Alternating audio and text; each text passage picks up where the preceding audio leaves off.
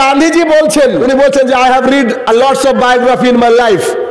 When I got Muhammad sallallahu alaihi wasallam biography in my hand, I read it thoroughly.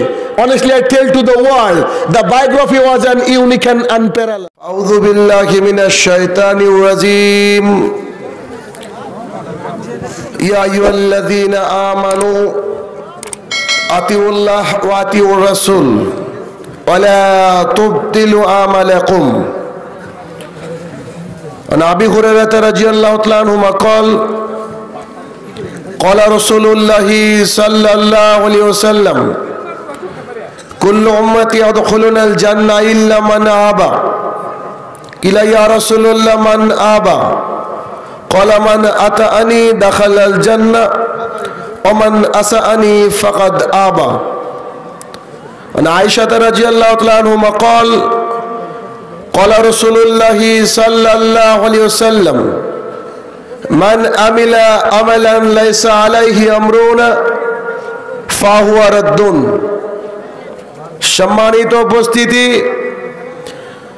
শুরুতে আল্লাহ সুবহানাহু ওয়া তাআলার বারগাহে শুকরিয়া জ্ঞাপন করব যে আল্লাহ সুবহানাহু ওয়া তাআলা মালিক ইয়াউমিদ্দিন, বিচার দিবসের মালিক, যে আল্লাহ সুবহানাহু ওয়া তাআলা এই ভয়াবহ পরিস্থিতির মধ্যেও সুস্থতা নামক নিয়ামত দিয়ে আমাদেরকে ঘিরে রেখেছেন, তারই বারগাহে শুকরিয়া জ্ঞাপনার্থে আমরা বলি আলহামদুলিল্লাহ।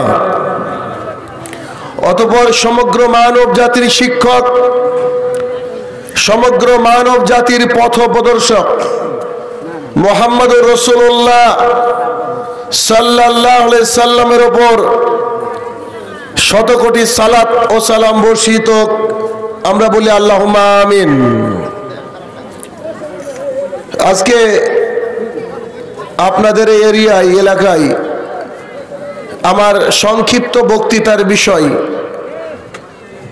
সামাজিক জাহালাত।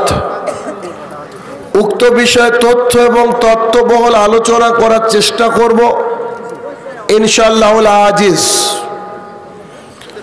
আপনাদের এই এরিয়াটা একটা শিক্ষিত এরিয়া, এখানে শিক্ষিত মানুষের সংখ্যা অনেক বেশি আশেপাশের গ্রামের তুলনায়। কথা ঠিক না ভুল? নিশ্চয়ই জমে যাননি তো আপনারা। তো যেহেতু শীতের রাত্রিবেলা আর আপনাদের মসজিদের উন্নতিকল্পে জলসা, এদিকেও টাকা পয়সা তোলার একটা ব্যাপার থাকে, আর যদিচ বেশি রাত্রি পর্যন্ত প্রোগ্রাম আমি করি না, কিন্তু কোথাও কোথাও বিপদে পড়ে যেতে হয়। কারণ জলসা শোনাটা ফরজ না, কিন্তু ফজরের সালাত ফরজ। তো যারা সামনে বসে আছেন তারা যদি রাত্রি 1টার সময় গিয়ে ঘুমান, তো ফজর তো কাজা হবে, জোহরে চালা পাবেন কিনা সন্দেহ, ঠিক না? এমন বেশিরভাগ ক্ষেত্রেই ঘটে। আর বর্তমান সমাজের বেশিরভাগ বক্তারা নামাজ পড়েন, এদের নামাজ লাগে না। এই জন্য বুখারী হাদিস আছে বক্তা দিয়ে জাহান্নাম উদ্বোধন হবে, ও ঘটনা পরে বলছি। তো বিষয় হচ্ছে, যেহেতু শিক্ষিত এরিয়া, জনগণ শিক্ষিত, তাহলে শিক্ষিত মানুষকে বোঝাতে সুবিধা হয়, খুব শর্টে তারা বুঝে যায়। আমি যে কথাগুলো বলবো সে কথাগুলো আপনার এই ভেতরে 10 বছর যাবত মনে রাখতে হবে। আমি মোটামুটি আপনাদেরকে সিজার করতে এসেছি, অপারেশন করতে এসেছি। অপারেশন হয়ে যাবে, সেলাই বাদ দিয়ে বাড়ি চলে যাব, কিন্তু মনে রাখতে হবে। শেষ অবধি শোনার জন্য প্রস্তুত তো আপনারা? বলেন ইনশাআল্লাহ। ইনশাআল্লাহ এতক্ষণ যে প্রোগ্রাম শুনলেন, দিনী আলোচনা শুনেছেন, আর আমার গুটি কয়েক কথা মুহাম্মদ সাল্লাল্লাহু আলাইহি ওয়াসাল্লামের মুখনিসৃত বাণী আপনাদের সামনে উপস্থাপন করব। আমার বিশ্বাস আপনি আপনার জীবনকে পরিবর্তন করবেন, এটা আমার বিগত দিনের অভিজ্ঞতা থেকে বলছি।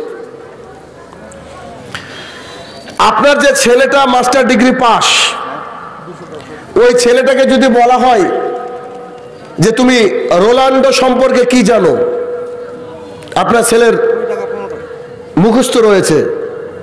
তুমি মেসি সম্পর্কে কি জানো, আপনার ছেলে জানে। তুমি শিল্পী সম্পর্কে কি জানো, আর্টিস্ট সম্পর্কে কি জানো, অভিনেতা অভিনেত্রী সম্পর্কে কি জানো, সব ডিটেলস বায়োডাটা আপনার ছেলের কাছে আছে। ঠিক না? আপনার বৌমার কাছে কখন কটায় কোন টিভি সিরিয়াল হয় তার লিস্ট আছে, প্রত্যেকের বাড়িতে আছে এগুলা। নাকি ধানগাড়া টিভি নাই? আছে না? জি, এগুলো আছে। কিন্তু আমরা কখনো একটু জরুরতমন্দ ভাবিনি যে মোহাম্মদ সাল্লাল্লাহু আলাইহি ওয়াসাল্লাম সম্পর্কে জানতে হবে। একটা এমএ পাস ছেলেকে যদি বলা হয় যে আপনি 5টা লাইন মোহাম্মদ সাল্লাল্লাহু আলাইহি ওয়াসাল্লাম সম্পর্কে লিখেন, তো লিখবে যে মোহাম্মদ সাল্লাল্লাহু আলাইহি ওয়াসাল্লাম আমাদের শেষ নবী এবং রাসূল। এরপরে দ্বিতীয় বাক্য বলা ওর জন্য কঠিন। ঠিক না ভুল বলছি? আচ্ছা, যদি একটা বাচ্চা ছেলের হাতে 5 টাকা দিয়ে দেন অথবা 500 টাকা দিয়ে দেন, বাচ্চা ছেলেটার কোনো হেলদোল থাকবে না, কারণ ও টাকা চিনে না। মুহাম্মদ সাল্লাল্লাহু আলাইহি ওয়াসাল্লাম যে কি জিনিস তাকে যদি আমরা না জানি, অনুধাবন না করি, পড়াশোনা না করি, তাহলে সেই মুহাম্মদ সাল্লাল্লাহু আলাইহি ওয়াসাল্লামের প্রতি ভালোবাসা মুসলমানের থাকে না। এই জন্য আজকে সমাজটা এরকম। এখন বর্তমান প্রেক্ষাপটে আমার গবেষণায় আমি দেখেছি যে জলসাগুলা শুনে শিক্ষিত মানুষ জলসাতলায় থাকে না। এটা আমার রিসার্চ বলছে। আমি গ্রামের মূর্খ, বয়স হয়ে গেছে, দাড়িওয়ালা লোক, এক পা কবরে এক পা উপরে, এরা জলসা শুনছে। কিন্তু বড় লোক, মাস্টার, ডাক্তার, প্রফেসর, প্রিন্সিপাল, এরা কিন্তু প্রোগ্রামে আসে না। তারা অলরেডি বক্তাদেরকে মনে করে যে অশিক্ষিত। কি একটা কাহিনী বলবে, জীবন পরিবর্তন হবে। অথচ ওই লোক মারা গেলে ওই দাড়িওয়ালা লোকটা তার জানাজা করে, কবরে তার কিছু কাজে লাগে না। তো আমাদেরকে মুহাম্মদ সাল্লাল্লাহু আলাইহি ওয়াসাল্লাম সম্পর্কে জানতে হবে। যতক্ষণ না আমরা জানবো না, ততক্ষণ আমাদের সমাজটা অজ্ঞতার মধ্যে পরিপূর্ণ থেকে যাবে। দেখুন, একজন খ্রিস্টান, একজন ইহুদি মুসলমানের প্রকাশ্য শত্রু আল্লাহ বলেছেন। অথচ আপনার, জানি না বাজার কোন দিকে, এখান থেকে বাজার কোন দিকে? বাজার এদিকে, চারিদিকে বাজার। আজকে হচ্ছে তারিখ বোধহয় 29 নাকি? আজ থেকে 3-4 দিন আগে 25শে ডিসেম্বর, এই দিনে বাজারের মোড়ে মোড়ে কেক বিক্রি হয়েছে কি হয়নি? হয়নি আপনাদের এলাকায়? আলহামদুলিল্লাহ, আপনারা তো অনেক ভালো জায়গায় বসবাস করেন। তো এটা তো ইহুদি খ্রিস্টানদের কালচার, কিন্তু আমরা মুসলমানরা কি করি? কেক খাই। কিন্তু আমি যেটা বলতে চাইছি সেটা হচ্ছে যে আমরা আমাদের কালচারকে অন্য কিছুর সাথে মিলিয়ে ফেলছি। এটা ইহুদি যে প্রকাশ্য শত্রু, সেই ব্যক্তি বলছে পৃথিবীর 100 জন বিখ্যাত সেরা বিজ্ঞানী, সেরা ফিলোজফার, দার্শনিক, তার আমি তালাশ করা শুরু করলাম, খোঁজ শুরু করলাম। খুঁজতে খুঁজতে খুঁজতে খুঁজতে আমি 100 জনকে পেয়ে গেলাম। 1 নম্বরে যার নাম আমাকে লিখতে হলো, তার নাম হচ্ছে মুহাম্মদ রাসূলুল্লাহ সাল্লাল্লাহু আলাইহি সাল্লাম। একটা ইহুদি লোক, সে তার কিতাব লিখছে দ্য 100 জন মনীষীর জীবনী, তার 1 নম্বরে টপে রাখছেন মুহাম্মদ সাল্লাল্লাহু আলাইহি সাল্লামকে। কেন? তার যোগ্যতাটা আল্লাহ এত দিয়েছেন, কিন্তু আমার আপনার ঘরের ছেলেমেয়েরা তার যোগ্যতা সম্পর্কে আমরা জানি না। আসুন, একটা ইহুদির এটা ঘটনা গেল। আমাদের দেশের যে গান্ধীজি আছে, গান্ধীজি আপনার পকেটে আছে, এখনই আছে না? সেই গান্ধীজি বলছেন হিন্দু কখনো ইসলাম ধর্মের সুনাম করবে না, যদি স্বার্থ থাকে তবে করবে, বাদ বাকি করবে না। সেই গান্ধীজি বলছেন, শেষ জীবনের দিকে তিনি বলছেন, তার ভাষাটা এরকম ছিল, উনি বলছেন যে মিস্টার গান্ধীজি বলছেন যে আমি আমার জীবনে বহু জীবনী গ্রন্থ পড়েছি, কিন্তু যখন মুহাম্মদ সাল্লাল্লাহু আলাইহি ওয়াসাল্লামের জীবনী আমার হাতে আসলো, আমি একবারে পাই টু পাই পড়লাম। কেন? যদি ভুল থাকে থরলি, মানে একদম পাই টু পাই, ছানবিন করে পড়া, চিরুনি তল্লাশি করে পড়া। পড়তে পড়তে পড়তে পড়তে শেষে বলছে, হে দুনিয়াবাসী শুনে রাখো, একটা সত্য কথা না বলে পারছি না। সেটা হচ্ছে পৃথিবীতে আমি যত বায়োগ্রাফি পড়েছি, যত জীবনী পড়েছি, এই লোকটার মতো উন্নত চরিত্র পৃথিবীতে আর কারো থাকতে পারে না। তিনি হচ্ছেন আমাদের মুহাম্মদ সাল্লাল্লাহু আলাইহি ওয়াসাল্লাম। দুঃখের বিষয়, আপনার আমার ছেলে আব্দুর রহমান, আব্দুর রহিম তাকে চিনতে পারেনি। নইলে ফ্রান্সের ওই কুলাঙ্গার ম্যাক্রন মুহাম্মদ সাল্লাল্লাহু আলাইহি ওয়াসাল্লামের ব্যঙ্গচিত্র আঁকলো, আমরা মুসলমানরা চুপচাপ বসেছিলাম। আমাদের কিছু করার নেই। কেন? আমাদের উচিত ছিল মুহাম্মদ সাল্লাল্লাহু আলাইহি ওয়াসাল্লামের চরিত্রটা জাতির সামনে তুলে ধরতে, কিন্তু আমরা অক্ষম হয়েছি। একজন জাদুকর বা গণৎকার ফরচুন টেলার, ইনি যখন মদিনার মক্কার বুকে আসলেন, আবু জাহেল, উতবা, সাইবার গ্রুপ বলছে খবরদার এই আব্দুল্লাহ ছেলের কাছে যাবেন না, তিনি হচ্ছেন একজন ম্যাজিশিয়ান, একজন জাদুকর, তার কাছে গেলে মানুষ আর রিটার্ন আসছে না, তার ধর্মে সে পাগল হয়ে যাচ্ছে। তো মুহাম্মদ সাল্লাল্লাহু আলাইহি ওয়াসাল্লামের চরিত্র কি দেখেন, উনি বললেন ঠিক আছে আমি যাচ্ছি, কিন্তু তোমরা আমাকে তার কাছে যেতে দাও, আমি তার কথা শুনবো না, খালি দেখবো লোকটা কেমন। তো বলছে ঠিক আছে, কানে একটু তুলোটা ঢুকে দাও। তুলো নিয়ে গিয়ে মুহাম্মদ সাল্লাল্লাহু আলাইহি ওয়াসাল্লামের কাছে গেলেন, দেখছেন এত সুন্দর একটা চেহারার মানুষ পাগল বা জাদুকর কি করে হতে পারে। তাই তিনি বললেন, বলেন আপনি কি বলতে চাইছেন? মক্কার বুকে ফিতনা ছড়াচ্ছেন আপনি, যেমন এক শ্রেণীর মানুষ আজকে আমাদেরকে ফিতনাবাজ বলে। মক্কার বুকে আপনারা ফিতনা ছড়াচ্ছেন, আপনি ফিতনা ছড়াচ্ছেন, কি ব্যাপার বলেন তো? তো মুহাম্মদ সাল্লাল্লাহু আলাইহি ওয়াসাল্লাম শুরুতে আল্লাহ সুবহানাহু ওয়া তাআলার গুণগান করে 1 থেকে 1.5 খানা লাইন পড়েছেন। তো সেই ব্যক্তি হচ্ছে আবার বলেন তো, আবার আল্লাহ সুবহানাহু ওয়া তাআলার প্রশংসা করেছেন। তো তিনি বলছেন I am ready to accept Islam. কি করতে হবে বলেন? আমি ইসলাম গ্রহণ করার জন্য প্রস্তুত। সেই ব্যক্তি, সেই শ্রেষ্ঠতম ব্যক্তি সম্পর্কে আমাদের জানা জরুরি কি জরুরি না? অথচ আমরা জানি না। আপনি যদি দেখেন যে আপনি যে ধর্মের মানুষই হন না কেন, আপনাকে যদি আল্লাহর কাছে পরিত্রাণ পেতে চান, ভগবানের কাছে পরিত্রাণ পেতে চান, গডের কাছে পরিত্রাণ পেতে চান, তাহলে আপনাকে মুহাম্মদ সাল্লাল্লাহু আলাইহি ওয়াসাল্লামকে মেনে নিতে হবে, মানতেই হবে। আজকে বাইবেল কার ধর্মগ্রন্থ? খ্রিস্টানদের। Old testament, new testament. খ্রিস্টানরা আল্লাহকে বলেছিল, ইহুদিরা আল্লাহকে বলেছিল যে আমরা জান্নাতে যাব, তখন আল্লাহ তাদেরকে বলেছিল কুল হাতু বুরহানুকুম ইন কুনতুম সাদিকিন, সূরা বাকারা 16 নম্বর 2 আয়াত নম্বর 111, তুমি যদি সত্যবাদী হয়ে থাকো তো প্রমাণ দেখাও। ওরা কি সত্যবাদী? দে আর অল লায়ার, তারা সবাই মিথ্যাবাদী। কেন? Gospel of John chapter number 14 মন্ত্র নম্বর 12, ওখানে বলা আছে, যিশু খ্রিস্ট নিজে বলছেন যে I have many thing to send to you now, you can bear them now, when the spirit of truth shall come he will tell the right path, he did not say anything upon his own sake, as he heard from Allah subhanahu wa ta'ala, he will tell to the world, he will tell to the right path, he glorify me, his name will be Muhammad Rasulullah sallallahu alaihi wasallam। Gospel of John 14 number অধ্যায় 12 থেকে 14 নম্বর মন্ত্রতে যীশু খ্রিস্ট নিজে বলছেন একদিন একটা সত্যের আত্মা আসবে, ওই সত্যের আত্মা সম্পর্কে এখন বলতে চাই তোমাদেরকে, তোমরা এখন বিশ্বাস করবে না। ওই ব্যক্তি আসলে সে সত্য পথের কথা বলবে, তাকে তোমরা মেনে নিও। তোমরা যদি স্বর্গে যেতে চাও, তার নাম হবে মুহাম্মদ, আমরা বলি সাল্লাল্লাহু আলাইহি ওয়াসাল্লাম, তো তাকে তোমরা মেনে নিও। তিনি আমাকে মহিমান্বিত করবেন, তিনি নিজের মুখ থেকে কোনো কথা বলবেন না, যা তিনি আকাশ থেকে শুনবেন তাই বলবেন। তার কথা বলেছেন মুহাম্মদ সাল্লাল্লাহু আলাইহি ওয়াসাল্লামের কথা। আপনি যদি একজন হিন্দু হন, আপনি যদি আপনার স্বর্গে পৌঁছাতে চান, আপনাকেও মুহাম্মদ সাল্লাল্লাহু আলাইহি ওয়াসাল্লামকে মেনে নিতে হবে। আপনি ভাবছেন আমি গীতা পড়ি, অমুক পড়ি, তমুক পড়িছি না, আপনার বাড়িতে কিতাবটা রয়েছে, আপনি লুকিয়ে রেখেছেন, আপনি এই কিতাব কাউকে দেখান না। শ্রীমদ্ ভাগবত মহাপুরাণ 13 নম্বর খণ্ড 13 নম্বর পৃষ্ঠার 1 নম্বর মন্ত্রতে বলা হচ্ছে, ওম অজ্ঞান হে তুকরে তো মুহাম্মদ অন্ধকার নাসম। এমন একটা জামানা আসবে যে জামানায় মানুষ অন্ধকারাচ্ছন্ন থাকবে, ওই জামানায় তোমরা যদি পরিত্রাণ পেতে চাও তাহলে এই লোকটাকে মেনে নিও, হিজ নেম ইজ মুহাম্মদ রাসূলুল্লাহ সাল্লাল্লাহু আলাইহি সাল্লাম। জি, হিন্দুকে হিন্দু হতে গেলে মুহাম্মদ সাল্লাল্লাহু আলাইহি ওয়াসাল্লামকে মানতে হবে। আর আপনি মুসলমান হয়ে মাজারে যান মানে আপনার বিবেকে ছাগল চড়ে গেছে, এজন্য আপনি মুসলমান হওয়ার পরে মাজার মুখী হন। আনাস রাদিয়াল্লাহু তাআলা বলেন, রাসূল সাল্লাল্লাহু আলাইহি সাল্লাম বলেছেন কিয়ামতের বেশ কিছু লক্ষণ রয়েছে।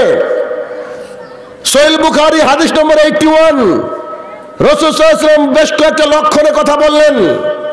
আপনি লাখ লাখ হাদিস শুনতে পারেন, একটা হাদিস যদি আমি আলোচনা করি গোটা রাত চলে যাবে, একটা হাদিস অনলি, কিন্তু আমরা শিক্ষা গ্রহণ করি না। দেখবেন বর্তমানে আমাদের বক্তারা টপিক নিয়ে আলোচনা করে না, এদিক থেকে ওইদিকে, ওইদিক থেকে এদিকে না, এক একটা বক্তৃতা, এক একটা ক্লাস। আপনাকে সেখান থেকে অনেক কিছু আর্ন করতে হবে, অনেক কিছু শিখতে হবে। আমি বেলা 1টায় গাড়িতে চড়েছি। কটায়? 1টায়। 10:30টায় নামলাম। বলেন তো ক ঘন্টা আমি আছি গাড়ির উপরে? অত দূর থেকে এত দূর পর্যন্ত আসার টার্গেটটা কি? জালসা কমিটির সাথে 40,000 টাকা কন্ট্রাক্ট নাকি? তাই তো নাকি? আমার বক্তৃতা বলা ফেস টু ফেস কেউ শুনেননি, তা না? ও, এই জন্য আপনারা আমার সম্পর্কে জানেন না। ইনশাল্লাহ জানবেন আস্তে আস্তে। অত দূর থেকে এত দূর আসলাম এই জন্য যে আপনার এলাকাটা কথা শুনে যাতে পরিবর্তন হয়। কথা কার হবে? কোন বুজুর্গানের দিনের কথা বলতে আসেনি, মুহাম্মদ সাল্লাল্লাহু আলাইহি ওয়াসাল্লামের কথা বলতে গেছি, আল্লাহ সুবহানাহু ওয়া তাআলার কথা বলতে গেছি। এতক্ষণের জার্নি আমার ডিলিট হয়ে যাবে মুহূর্তে যদি আপনি পান, বিড়ি, জর্দা, গুল, সিগারেট ছেড়ে দেন। আপনার বাড়ি থেকে বন্ধন লোনকে উঠিয়ে দিতে পারেন। রাসূল সাল্লাল্লাহু আলাইহি ওয়াসাল্লাম বললেন, কিয়ামতের বেশ কিছু লক্ষণ বলতে গিয়ে বলছেন, প্রথম লক্ষণ হচ্ছে আয়ুর ফাইল, মানুষের বিবেক বুদ্ধি তুলে নেওয়া হবে। 2 নম্বর পয়েন্ট, ওয়াকসারুল জাহাল, মূর্খতা বর্ষণ হবে। মানুষের বিবেক বুদ্ধি তুলে নেওয়া হবে, মূর্খতা বর্ষণ হবে। মানুষের যে বিবেক বুদ্ধি উঠে গেছে তা আপনার আশেপাশে যেদিকে তাকাবেন সেদিকে বুঝতে পারবেন। আমি আমার গবেষণায় বলছি, যদি এইসব ক্যারেক্টার আপনার এলাকায় মিলে যায়, আমি কারোর সাথে কথা না বলেই বলছি, এখানে আমাকে কেউ চিনে না, তারপরেও যদি এই চরিত্র কারোর সাথে মিলে যায়, তাহলে ভাববেন আমাকে কেউ ইনফর্ম করেনি। আমি এভাবে কথা বলছি কারণ বক্তৃতার ফিল্ডে আছি বেশ কয়েক বছর ধরে। তাই এটুকু যদি আপনার চরিত্রের সাথে মিলে যায় তো একটু শুধরে নিয়েন, চরিত্র কাল্পনিক না। মানুষের যে বিবেক বুদ্ধি উঠে গিয়েছে তার প্রমাণটা কি? আচ্ছা, কোন স্কুলের হেডমাস্টার কি অশিক্ষিত হতে পারে? বলেন। আমি তো একটা স্কুলের হেডমাস্টার। কোন স্কুলের হেডমাস্টার নিশ্চয় অশিক্ষিত হতে পারে না। যদি তাই না হয়, আমার জানা মতে আমাদের এই পশ্চিম বাংলার বেশিরভাগ মসজিদের যে কমিটি তারা বেশিরভাগই বেনামাজি। কথা যদি ঠিক হয় একটু আওয়াজ দিন। বেশিরভাগই মসজিদের কমিটির যারা মানে main member of the committee, suppose ধরেন কি সভাপতি, সেক্রেটারি, ট্রেজারার, ক্যাশিয়ার, ওরা বেশিরভাগই বেনামাজি, মুখে দাড়ি নাই। এলাকার যে লোকটার বাড়িতে যত বেশি সুদ, যত বেশি বড় লোক মানুষ, সে হয় এলাকার সভাপতি। আচ্ছা বলেন তো, এইরকম যদি সভাপতি হয় সুদখোর, এরকম বেনামাজি যদি আপনার ট্রেজারার হয়, অর্থ সম্পদ রক্ষিত অর্থমন্ত্রী হয়, তাহলে এইখানে আপনার পোষিত যে ইমাম সাহেব রয়েছে, মমতা ব্যানার্জির কাছ থেকে 3,000 টাকায় পাওয়া ইমাম, আর আপনার এলাকা থেকে 5,000 টাকা পাওয়া ইমাম, ও যখন মিম্বারে দাঁড়াবে, ও যখন সুদের বিরুদ্ধে কথা বলতে যাবে, সামনে দেখবে যে সভাপতি বসা। বলেন তো কি করে কথা বলবে ও? অত কথা বলার কায়দা আপনি শেষ করে দিয়েছেন। আল্লাহ রসুল বলছেন আয়ুর ফাইল, মানুষের বিবেক বুদ্ধি তুলে নেওয়া হবে। জি, বিবেক তুলে নেওয়া হয়েছে। নদিয়া একটা জায়গায় প্রোগ্রাম করলাম, তো গিয়ে দেখছি সবই হিন্দু, মুসলমান নাই। স্টেজে যারা বসা সবাই দাড়ি চাচা। ভাবলাম বাবা আসলাম কোথায়? তো আমাকে বলছে যে আপনি হিন্দুর উপরে বক্তৃতা দেন, কারণ আমাদের এলাকায় তো মুসলমান তেমন নয়, আমরা হিন্দু আর মুসলমান মিলে এটা আয়োজন করেছি। তো আপনার বক্তৃতা ইন্টারনেটে শুনেছি, ভালো লাগছে। তা আমি আবার হিন্দু ধর্মের উপরে বক্তৃতা দিয়ে দিলাম। দেখ, ঠাকুর মশাই বলছে 1.5 ঘন্টা যা শুনলাম আমি আবার বাপের জন্মে পড়িনি। ঠাকুর বলছে, আচ্ছা এটা বলতেই পারে ও, কারণ মন্ত্র তো ঠাকুর আমাদের সাথে টিকবে না, ও সব ভেতরে এনগেজ রয়েছে, সমস্যা নেই। কিন্তু সমস্যা কোথায় হলো জানেন? যখন আমি চলে আসছি, আমাকে বিদায় দিতে আসছে, তো একজন ব্যক্তি আমার পাশে বসা ছিল, মাথায় কিন্তু টুপি, ভাবলাম বোধ হয় মুসলমান হবে। তো তিনি আমাকে বলছেন যে শাহিনুর সাহেব, একটা কথা বলছি, আলহামদুলিল্লাহ আপনাকে আনতে পেরে আমরা খুশি, তবে আমার পরিচয়টা একটু নিয়ে রাখেন, আমার নাম্বারটা সেভ করেন। তো আমি বললাম আপনি কে? তো বলছে আমি এই মসজিদের ইমাম, এই 14 থেকে 15 বছর যাবত আমি নামাজ পড়াই। দাড়ি চাষা। তো আমি তো নরেন্দ্র মোদীকে ভয় করি না, তা আমি সরাসরি বললাম যে এলাকার মানুষ কি হিজড়া? সরি, বুঝতে পারলাম না। আমি তো বাংলায় কথা বললাম, আরবি বলিনি তো। আমি বললাম এলাকার মানুষ কি হিজড়া? বলে হিজড়া মানে স্যার কি বলতে চাইছেন? না, হিজড়া যদি না হয় তা আপনি ইমাম কেন? আরে যে লোকটা গাড়ি চালানো জানে না, যে লোকটা ড্রাইভ করা জানে না, তাকে আপনি ড্রাইভারের সিটে বসে আপনি যাবেন কি তার গাড়িতে? আমি বললাম যে আপনি আমাকে ভাবেন না যে কিনে রেখেছেন, এখানে আমি একবারই আসবো, দ্বিতীয়বার আপনি ডাকতে গেলে 24 ভাববেন কে? শাহিনুর রহমান। না, ওকে ডাকা যাবে না, আরো বক্তা আছে দুনিয়াতে, তাকে ডাকো। থলের বিড়া বেড়ে যাবে এক এক করে, সমস্যা। তো মসজিদ কমিটি